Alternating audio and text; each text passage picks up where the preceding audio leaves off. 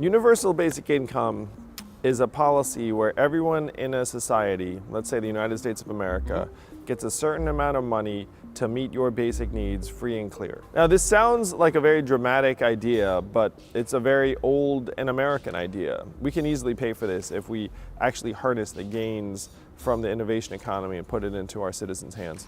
Why, if there was movement toward it, it was something that was, if not mainstream, certainly this close, yeah. Right.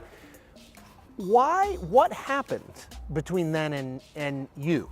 I talked to my wife about this, Chris, and what happened from the 60s to now is that we have been collectively conditioned to think that economic value and human value are the same things. That's one reason why you have well-meaning politicians saying we should train thousands of coal miners to become coders. Because if the coal miner job doesn't exist and you don't have market value, then we have to somehow shoehorn you into something that does have market value.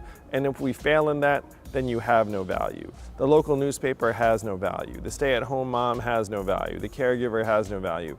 We all have now been conditioned to think of ourselves as like brands, brand of you, always like maintain the hustle, keep up the grind. Like, I mean, I subscribe to some of those things. I mean, I'm an entrepreneur, I was going to say, you have a background in tech. But if we see ourselves as economic inputs into this larger capital efficiency machine, we are doomed.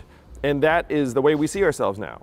So if you're a politician and you try and champion a human-centered economy, you somehow seem like you're retrograde or against progress. And unfortunately, what's happening now is that capital efficiency and our well-being are diverging very, very sharply.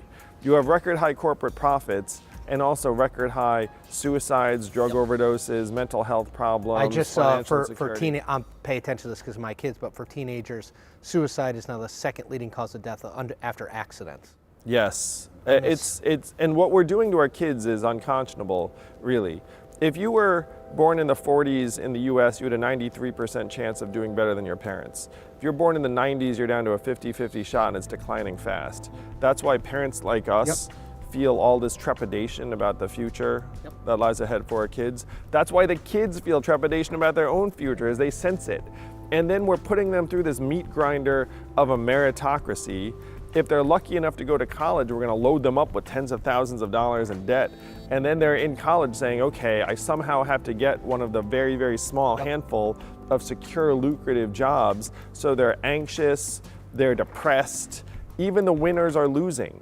We have to humanize this economy as quickly as possible, particularly because artificial intelligence is about to come out of the lab and do a number on accounting jobs, legal jobs, radiology jobs. We have to get our shit together.